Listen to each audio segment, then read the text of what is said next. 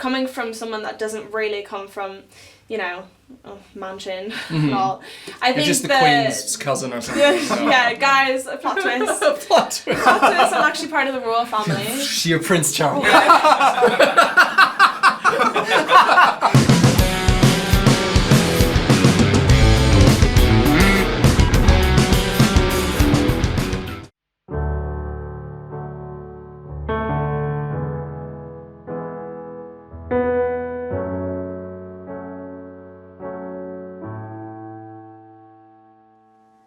Before the dying lights will fade, behind the darkest dawn awaits, I'll be on my own, without you to hold. The tears are blinding in my eyes, fighting all that's in my mind. Now I'm down and out, you're not with me now. Will you hear my call? I'm patiently waiting, all wrapped up in complication. It's late and my heart bleeds for you. Ooh, feels like I'm breaking, living off your validation. No hurt me like you do, like you do.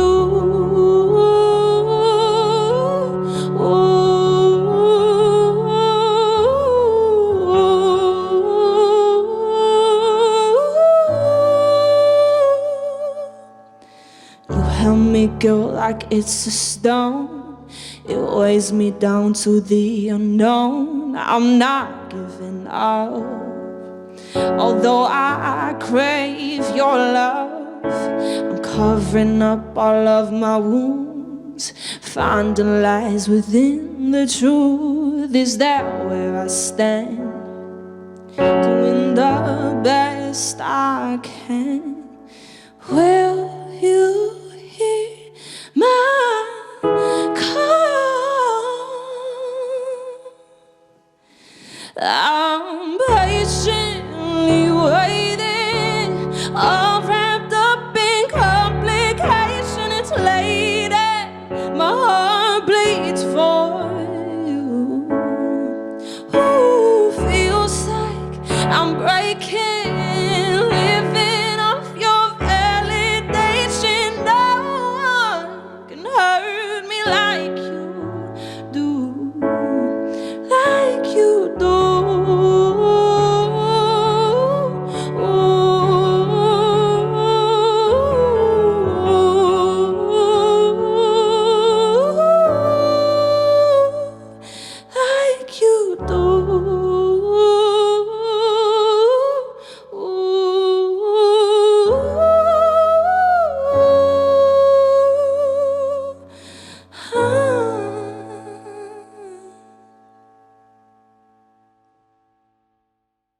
Hello everybody and welcome to the Beardfire Podcast again on, what day is it? Sunday? Saturday?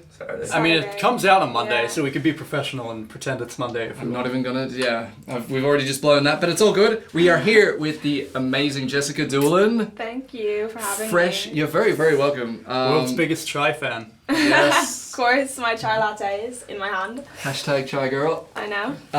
So we should get that trending. yes, I'll make some calls. Because you know that's how... Talk to your people. You know it's people who do that. Yeah. Trending is a lie. Yeah. Trending is you know the people who work in TikTok. Yeah. Really? Yes, and you put it on trending. And then people go, oh, that's got 10,000 views for no reason immediately. Must be good. And it's just a video of me with my chai. Well, that deserves 10,000. Maybe in the 20,000. future I can do like a brand deal for chai latte. That'd be sick. What is the chai brand? I really don't know. I started drinking it just like during the cold months, and I was just like, this is really nice. It's like taking a whole sip of winter. And yeah, I have You really are the chai spokesperson. Yeah, I just How do you I not love already it. I work have for the Chai Corporation? I think I have it every single day. There's a cafe, well when I'm home in Dublin, there's a cafe that I like walk back from the gym and I get my chai latte and there's no caffeine in it actually, but it's so good. So what's the latte part if it's not got caffeine? Well, there's chai tea, and then latte makes it like more like milky, and right? Yeah. So it's a chai. So it's a tea. Also, yeah, you're such a songwriter. What was that thing you said? A sip of winter. Oh my god, songwriter alert! A sip of winter. Yeah. That's chai. Sipping my chai. I love it. Have you written a song about chai yet? No, I haven't even like referenced it in a song yet. No, I think I will, but I always you got to make it a good one, like. When I'm in London, I always get a chai from Pret, which from what? Pret.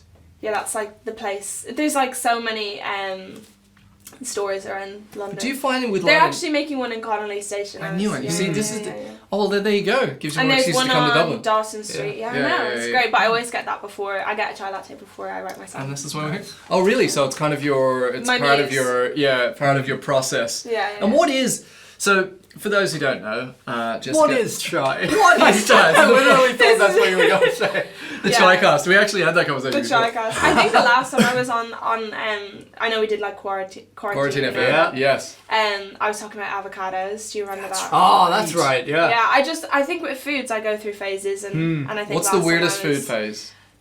Probably avocados. Babies? Oh, avocado. Really? Avocado. Did you say babies? I mean, it's weirder than avocado. Baby food. I wonder, what's baby food like when you're a man? Surely that's like a community. Good? Don says good. Oh, really? Okay. I'd go for the pear one. I wouldn't like slaps. What? Yeah. I'd go for the pear. I'd like the pureed fruit ones. Yeah. I think they'd be really nice in a fresh yogurt. We should just start like a subculture of baby food Is this like consumers. a cooking show? I don't know have what you it kind is of like anymore. filled me in? I think we're just hungry. Yeah, I know. Oh. So anyway. Yeah, we're all just thinking of food. I know. So when's the last time you had an avocado? Good question. Was it during your avocado phase? Well, my avocado phase was like when a I was long in time quarantine and I'd like come home and I just had nothing else to do but cook and write songs. So And eat really avocados. Yeah, so I just make avocados, put a little bit of like garlic into it, like Did you ever garlic smush them? granule. Yeah. You like use a fork and you great? smush them. Do you know what my secret avocado recipe was? I know I'm such a purist. Like I haven't eaten. Well, I have, but I haven't eaten many avocados since being in Australia. I just love how we're having this conversation once again. It's the same conversation. I hope. Oh man, I wish we could cut back to the old conversation. We might be able to find the hard drive. That would be really That would be funny. hilarious. No, because I think the question was like, if you were living on an island or something. That's right. I was like, one I don't know why I dumb said avocado. questions. My mom was just trying to be extra or something. Now I would bring chai. No, I'm joking. Yeah, totally not extra. But no, just briefly, we will get to the important topics at hand. But toast, right? Butter, smushed avocado, like real good Aussie avocado. Smashed avocado. It is a smashed rather than smushed. I mean, both man. are appropriate. That's how drunk you are while you're doing it. So you smash the avocado. It's what you do with a vase or a television. It's like what your kids do. When I hear smash, it's like. Psh. Yeah, true. But then when you go to these like fancy restaurants, it's like well, they have like smashed potatoes. avocado with like pepper and lemon and stuff. But yeah, smashed avocado is just lazy. Smashing pumpkins. Smashing pumpkins. You there can't we go. smash You a can pumpkin. smash them. But smashed potato is just lazy mashed potatoes. It's just mashed potatoes with lumps, really. Smashed sweet potato. Is good.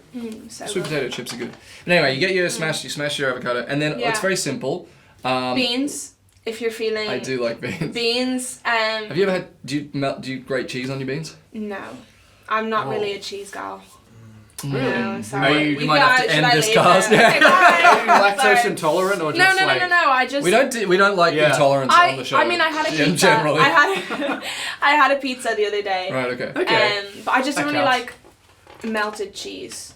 I just think it's too cheesy for me. There's like a cheese-o-meter and there's definitely a spectrum. The cheeseometer, Did I cheese-o-meter? Cheese-o-meter. It depends on your pronunciation. Yeah. It's like a kilometer or a kilometer. It means the same thing. Cheese-o-meter. What? Yeah, but it's weird. No, here's the thing. There's certain ones where you pronounce it one way and not the other, and there's no logic to it. Like you never call a thermometer a thermometer. That's true. But you never. There's other ones where it's only pronounced that way. Yeah, and then there's ones where it doesn't matter. Yeah. So we'll never call it a cheeseometer again. Yeah. It's a cheeseometer. It's okay. Because you're measuring how cheesy something is. Anyway. No, but it is true. It does hit another like level of potency when it melts. But if you have just less melted cheese, anyway, listen. Or poach an egg on your avocado. Poached eggs are eggs nice. are good. Yeah. Are those still a little runny in the middle? Yes. Yeah. Is that a boiled egg outside of the shell? I've had to learn. Like my dad would teach me. It's so hard. Shout out to Hugh. I think I still can't poach an egg. I remember you. Remember Hugh? Of course, Hugh. Yeah. Nosferatu. Oh my God, he's gonna love you for saying that. Did you see the way I put his name in it? Nosferatu. Yeah. Nosferatu. We love that. Yeah. I'll never forget that. So that was the day when he just became more interesting than you in that moment. I know. You know the music for Nosferatu. Totally fair. Then Nosferatu actually came out the 100th century. Yeah, I remember. That's what we were talking about. And film premiere, everything. Sick. And he didn't think anyone was going to turn up, and the whole Lighthouse Cinema was every packed. vampire. And I was like such a proud daughter. That's awesome. So nice. Absolutely And he awesome. just was like sat in his seat, and then when his name came up on the ending credits, he stood up and screamed. And he was just like, "That's me! That's me!" Yeah, but we love you. But he teaches you. me how to poach eggs and fry eggs and scramble eggs. And do music and stuff too. Yeah, but mainly, and, mainly the eggs. Yeah, of course. So speaking of music, how many minutes are we on? God, no, this is a cooking show. I don't care, honestly. I've come and changed the Everyone knows how songs work. Yeah. You do the words and the music and then you put it out and you become famous, right? Simple as that. It's a little bit of a rockier road. Slightly Depends. oversimplistic. But what's your what has the last couple of years been like for you? Tell us all about it. I mean, it's been amazing. It's been very, very... it's just been an eye-opener because I think last time I was talking to you guys, I was writing songs alone in my living room or creating demos with my dad and whatnot. And then I gained the confidence to really put my original stuff out into the world, out online, and I just didn't really know what to expect at all. I had a little music account that had 300 followers, and I would just post songs that I'd been writing because, I mean, my whole thing in life is just if I want to say something, just put it into a song. Yeah. It's just if something goes wrong, if I miss the bus, I might write a song about it. It's just kind of my way. You could write a song about today. Totally. Because you had some bus trouble. You ended up at a hospice. Yeah. Which is sad. I know, it is very sad. I was like, hey, I'm at the hospice. I'm at the hospice. Yeah. It's awesome. I'd love to go in and sing. That would be lovely. I would really like to write something for people that are... The one just next door, they do that what's that called? Light Up a Life? Light Up a Life. It's a tongue twister for me. Light Up a Life, which they do. They do music and events and all that kind of stuff and raise money for it. I think that's really lovely. Cool. It is really and you know what? That's when the real, I think people create music to make other people feel something. Yeah, if you're not in it for that, then, you know. Yeah. Or else it's your own kind of inner monologue, just kind of thing. put it onto a page. So I think when people do things just as special as going into people who have their last days or last weeks and singing and showing, there's a bit of light in life and it doesn't have to be all this darkness. It's so lovely to... No, 100%. No, you're exactly right. And that's the motivation side of it is so important because that's the thing. I think and we'll get onto this and talking in songwriting teams and all that kind of stuff is there's kind of a sweet spot, where if there's too many elements involved and the motivations are not are too separated from basic human themes and it hasn't it's been filtered too greatly, you end up in a situation where it kind of is very hard for anyone to connect to it. Totally. I think it does show on the outer surface if people are in it for different reasons or for the wrong reasons. And I just think that there's so much more than, a lot of this whole music industry and this whole world, a lot of people empower to say, who are you as an artist? What's your story? Who are you? And I was being told that when I was so young. I was 16, 15, and I had these people who were in such a big position of power, being who are you? And I, over time, I think the only answer I have now is there's no, you can be a completely different person 2 years onwards, but I think getting your sound and who you are and your messages in your music is just in the art of doing it. Just sit down and create. Don't overthink it, because then if you're trying to be the next, a lot of people are you're the next this, you're the next that. Yeah. People put you into boxes, and it's just, I think it's so overcomplicated to the point where people are discouraged. And but also, we don't need a next anyone, because they've already done it. They're there. I mean, next Ed Sheeran is the last one. Yeah. No, 100%. And you don't need another one of them for like 100 years until it's like, or at least 20 years until that is cool again. Yeah, exactly. Like, I think you can take elements from your favourite artists and you know, visuals, artwork, all that jazz, and or even like venues they've played in. It's like, oh, that's cool. Yeah, of course. But there's only one you, and you want people. I think it's cool. Like, a cool idea that I have, like a goal for the future is I want people, young artists, young girls that, you know, didn't really know what they were doing but just writing songs, to go in and be like, I want to create something like Jessica. That's that would be like, I would like burst out crying. I'd be like, oh my god. You'll get like a spidey sense when it happens. You'll be like, wait a moment. My ears will turn. It happened. It happened. Someone in Japan or something, you know. Like, actually, someone covered one of my songs the other day. Cool. And it's not even out. But well, how did they do that? It was like, I put up a 30-second clip. Okay. Yeah, and I just thought it was the coolest feeling ever. That's amazing. And look, that's what it is. It's communication. I think Don's looking for his coffee. Can't reach it because he's manning the camera. Oh, it's behind you. There he goes. Man of many talents. But this is the thing, like, communication and sharing. And what I always think about is how, like, as soon as, because everyone gets, you know, and it is a part of the business, is the numbers and streaming and all that kind of stuff, follower streams, blah, blah, blah, blah, blah. But at the end of the day, like, literally, as soon as someone has heard your song on a spiritual, psychological, cellular level, they'll never be the same person they were before they heard your song. Like, you have changed their life. Yeah. And I feel like that's, and then obviously, you know, when it goes on to, you know, hundreds of people hearing it, or thousands or millions or whatever, then you've got this absolute kind of bomb of influence over the world and all those. But I just think it's such a special thing. And, you know, like myself and Al, like, a lot of our work is production, or the, you know, drums, guitar, and I love when, you know, my guitar is on the BBC and, like, you know, loads of people have to hear it, and it's like, have to hear it. But it's changing them. They'll never not have heard that. They'll have that moment where it's like, wow, I wish I didn't hear that. If only I could go back to the way it was before. Not too many. Yeah, no, you're literally so right. Like, I think for a lot of creators, which I try, like, make friends with as many other artists and as many other, like, creative people as possible, because I just think it's very inspiring to be surrounded by people who have the same goals, and a lot of them will say that, you know, you can see all these numbers on screens, you can see views and all that, and that's great. I mean, it's great that we have platforms to reach people, but the main thing is, like, you know, when you go to a concert and you just feel it in your chest when your favourite artist sings that lyric that you might have sang in your bedroom crying over your first heartbreak. It's insane. And I actually have, like, I was writing a song the other day, and one of the lines is like, I'll sing to empty rooms as long as I'm speaking my damn truth. And it's like, even if no one's listening, as long as you're getting that out there and you're just putting it out, like, that's... There's an immediate reaction. And that takes it to an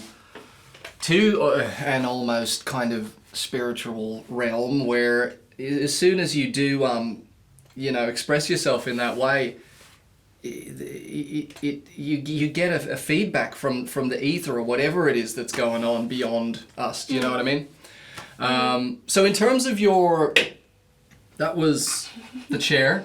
Not a really... Slowly breaking. I told you it's the chair. The chair is slowly breaking, But yeah, in terms of, like, say what, you know, the highs and lows of what you've experienced, because I feel like you've kind of had this, you know, it's been an action-packed couple of years, you know, and I think you've had almost a lifetime's worth of experience in the music business in quite a short while. And I think one thing that's great, just in catching up again, is that you're, you know, you're obviously a lot, like, you know, wiser and in terms of your knowledge of how things work in the industry, but also you're not jaded. You're still very positive. No. You're still very supportive of other artists, and you're still, like, I think you do see some people who can become a bit cynical or can and you know, without being like they lose the naivety, but they also just trip straight over into cynicism or nastiness, and I don't know, that really doesn't come across with you. You've got such a genuine kind of love for what you do and a respect for the art of songwriting. So how do you find, like, from the experiences you've had, like, you know, managing the kind of the harsh realities of the music industry versus the creative side? I mean, yeah, it has been I'm constantly learning. Like, I don't think there'll be any point in my career where I'll be like, oh, I know it all, because no one has their shit together. No one knows anything. I think that's a great point for people watching as well, because you look on social media and you just think everyone's so social sorted. Media, like, people will just post the highs of their like, not to even get like too deep, but there's been so many times where I'm just like, you know, is this the right career for me? Or like, even when I'm like writing and no one's really listening, I think that is like the hard part. That it's just kind of like when you face reality and it's like, this is your purpose and this is what you want to do, and it's just doesn't have to, like, I feel like over the harsh realities of it is nothing comes overnight. Like, there's so much power in patience. It's insane. And I've learned that, like, me as an artist and as a person a year ago is not me at 19 now. Like, 18-year-old Jessica, I think with writing and being creative, you have to live. So I've had to, like, be like, some sessions I'd be like, sorry, I can't make them this week because I actually want to go out and experience the world, because we can get so caught up in our heads of just, you know, don't get me wrong, I love working. I just love being productive and stuff. But you need to have a balance. You can't be. It's finding that middle ground between. Well, you need something to write about and something to actually draw from. If all you do is songwrite or sit in rooms, then there's nothing to draw from. You just run out of 100%. Ideas. And actually, I was writing over in London a week or two ago, and I wrote this song, and it's called I don't really have a name for it, but basically the whole message is like, when is that moment where we go from surviving to living? Because you ask people and it's like, I'm just getting through it, and a lot of people just have 9 to 5s and they've settled for something that they think in this society is stable. And you know what? If you're passionate about that, fine. That's amazing. But there's so many people that are just so lost and so it's just really sad to see. So it's like, where do we find that little bit of like element that will make it from surviving to living? Because as humans, we should be living every single day, and we shouldn't be wake up and be like, oh, I have to survive every day, because you know, it's kind of no, totally. And it's also like, I think a lot of that comes down to a mindset as well, in terms of deciding that you're living from right now, and then you make the decisions that'll lead you to actually I was about to say manifesting, but it's true in this case. I don't mean literally sitting there and like manifesting dollars into my head. That mindset is never linear. Like, it will never be linear. Like, you have people that look like they have their shit together, and then also you guys we're just dying inside. But then also, I think what's helped me a little bit for realizing it is making friends and supporting other artists. I think that's one of the best things about this career, is you meet so many bloody incredible people. And everyone has a different story. Everyone has a different, you know, even if you look at successful people, there's no replicatable formula that you can go for. And it's funny because, like, you know, we work with a lot of different artists, and we've had situations where we've known people who are jealous of each other for, like, things that they have. One might have more streams and one might be getting on the radio more, and it's just this situation where it's like no one knows what they're doing. No, like, I think buy as many tickets as you can to your friends' gigs. Don't expect guess it. You want to support. You want to like, especially with women in music, and especially in the Irish and Iris. The Iris. Goo Goo Dolls. Where we at? Bash to support Goo Goo Dolls. Really? Yeah. That was very safe. We can say that. I think they announced it. That's incredible. That song is beautiful. But yeah, just like supporting. Because it's just, everyone isn't going to have a great time, and if you can lift each other up. And it makes a difference. It really makes a difference. You know, a lot of people we work with and ourselves, you know, we're musicians and songwriters, our main thing is the production and running the studio, but like, you know, it genuinely makes such a huge difference to people when you comment on something or just make a little moment. Comment, you know? say, it's actually huge. Share, like it's crazy. Because everyone does feel very. It's very hard because we all say to ourselves, "I'm not going to get too kind of hung up on the results of my. You know, I'm putting out a song or whatever. It's like I don't care about the streams. I don't care about the. But of course, you can never cut it off. And everyone. Of course, and so. And you'll get there. You will get there. But it makes a huge difference, 100%. To genuinely just support other people and not get too hung up on, you know, the I've seen situations where people are prioritizing algorithms over supporting, you know, like even just something as simple as like, you know, the thing of like you're supposed to be following however many more or you're not following or all that kind of thing. It's like, bro, just follow. Who gives a shit? I think we follow more people than follow us, and I don't care. I'm not going to go through and like decide. You're not worthy. You know. It's a bit crazy that whole side of it, and I think that's why like the social media part of it, like obviously, I think supporting your friends or like buying those tickets or even just giving a little comment, or you don't even have to. You can message them and actually be like, hey. Yeah. And also I love like making friends with like creatives and speaking about like we all have different opinions about whatever, and then we play each other music. It's so fun. It's just so fun, and I think that's how you improve as well as a musician. That's what keeps like my inspiration going. So if I ever have writer's block or anything, I'll go and like be inspired by other artists because there's phenomenal like work out there. Yeah. So in terms of you know, how you would see your, you know, it's wild, like, you're 19, for God's sake, you know, and I think were you 16 when we first talked on the other? 15, 16, yeah. So insane. Oh no, I was 15. What? Because it was October. Yeah, that is wild. That's crazy. When COVID was? Yeah, 2020, so, yeah. And so, you know, obviously you've had a wild few years, but to say how... First of all, maybe two kind of questions. Like, one is, how do you see the next kind of few years of your life and your career going in terms of like the avenues? Because in music, there's the artist side, there's the songwriting side, there's the collaborative top lining, there's all these, you know, there's industry sides. There's a lot of elements to this. What do you see kind of taking you forward, and then I guess similar to that, but more like, if you could choose, you know, what avenue, what would you love to be doing in 10 years when you're 29? Oh my God. What would you like to be doing in 100 years? 1,000 years. when I'm 119. Yeah. So how do you see it going, and then what would you love to be doing, I guess? I mean, the main thing for me, which I just fell in love with, well, there's two things I fell in love with. That's why I kind of... I mean, chai. That's three things. I'll add that on.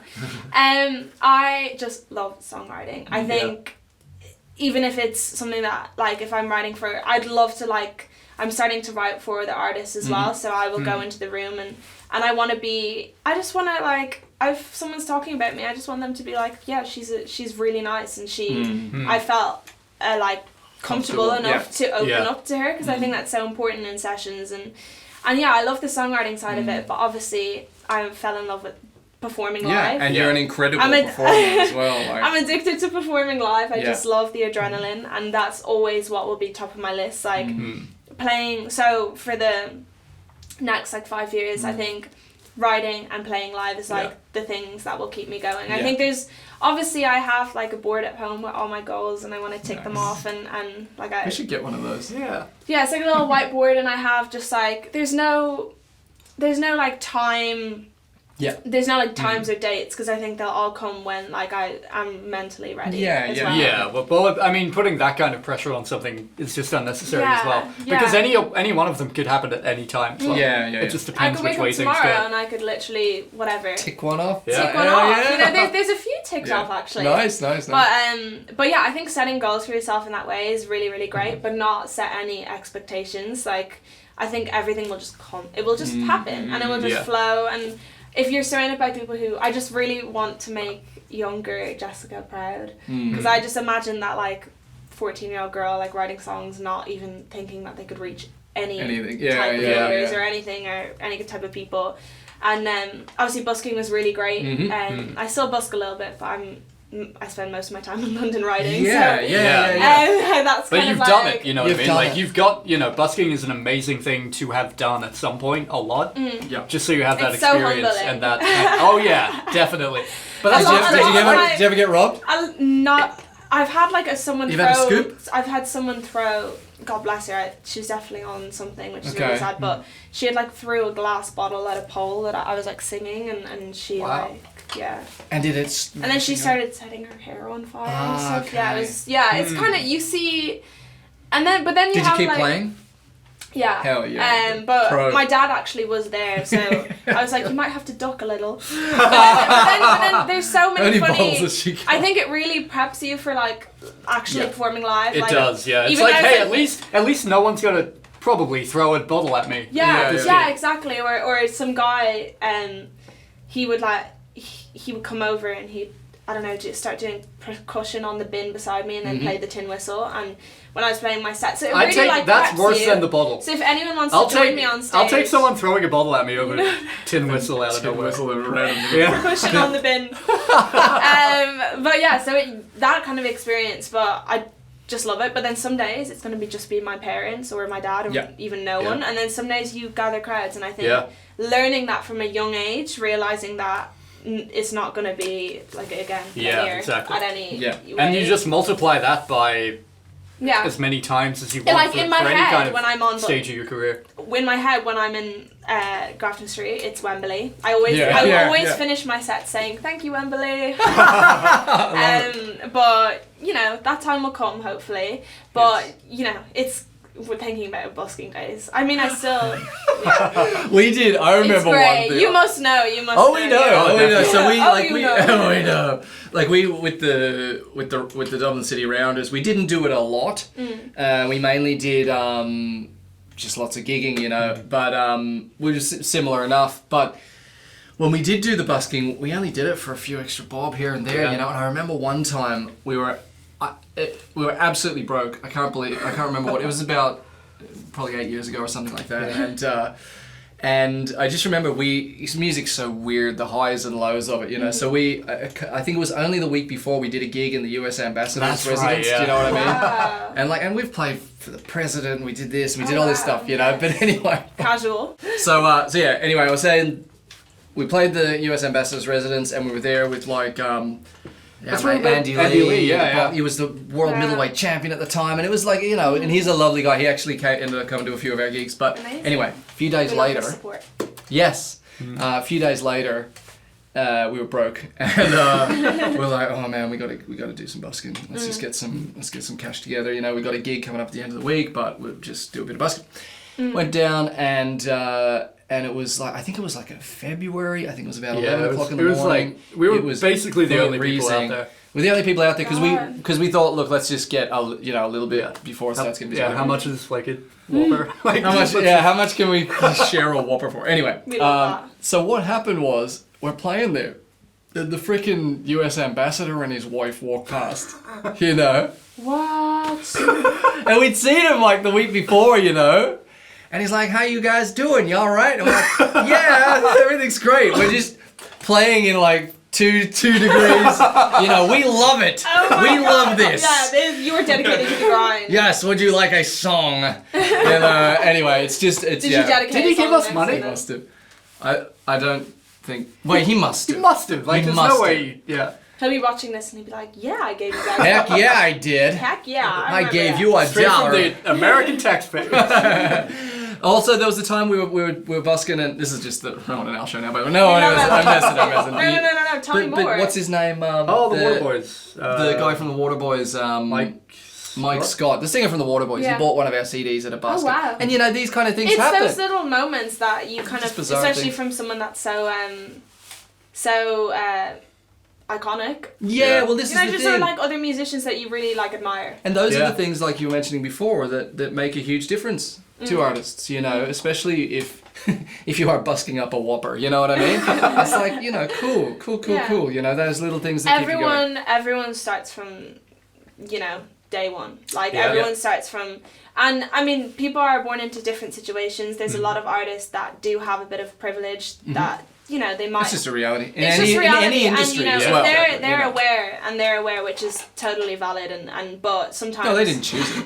Yeah, exactly. You know, no it's one not chooses who they're like, born you know, people give artists that have like a little bit of nepotism a hard time. They really do, and I think it's just laziness. Honestly, I think it's okay. Yeah. It's okay to acknowledge it. Yeah. Okay, that's that. But how is that going to inspire me? Do you know what I mean? Or is it going to demoralize me? The highs are coming from someone that doesn't really come from, you know, a mansion and all. I think just the Queen's cousin or something. Yeah, guys, a plot twist. Plot twist. I'm actually part of the royal family. You're Prince Charles. And then the hands make sense. Have you seen his chubby fingers? No. Sorry, we got to do this right now. I'm really not up to No, date keep on talking. it. I'm just gonna get a picture. But those kind of highs are more rewarding because you know that you had to work your ass off and you had to, you know, busk for for a whopper. For a whopper, yeah. So those kind of moments make it more. Oh wow. Oh amazing. Yeah. So.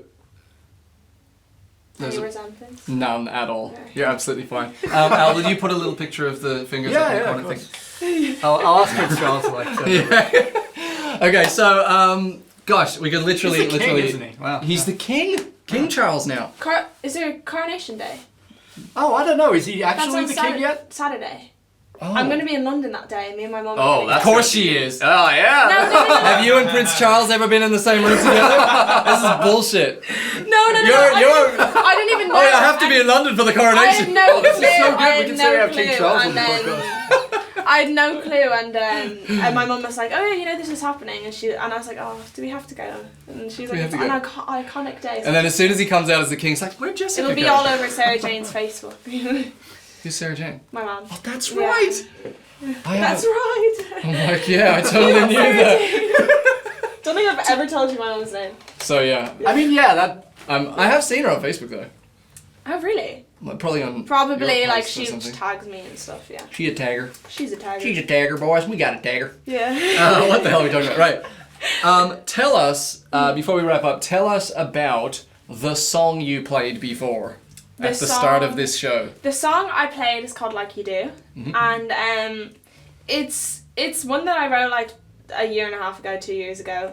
It's just, I don't know, I just really like it, and I hope you enjoyed it. We do enjoy it. We enjoy everything you do, and this is again, I thought it was so funny that, you know, obviously the songwriting is such a big part and working with other artists and all that kind of stuff, but the fact is, I mean, you know, we were struck by it when you when we did the music the first time you came on the radio show a while ago, and like your voice is fantastic, and you know you play the guitar, you play the piano, you're just such a good musician as well, which is so cool. And it's important when you are a songwriter to have that ability to actually deliver the songs as well. Yes, because it's nice to have the asset to be able to sit down. I mean, I'm not a piano player. I'm not a guitar player. I just play to write songs. Yeah. But you. And then if I'm playing live, I'm not like. But that's it. It just means you're not in a situation where you're like I can't do that. showing someone a song that you're like, oh, but like it'd be really good with like a person. Yeah. Singing, like, you know what I mean? Because a lot of people. She can do no, it. that's what I'm saying. No, I can't though. No, I can't. you can. But it's certainly on the vocal side. At least on the which is the most important thing. I mean, that's the delivery. If you can bust out your chords and do a great vocal. Anyway, a lot of people in the industry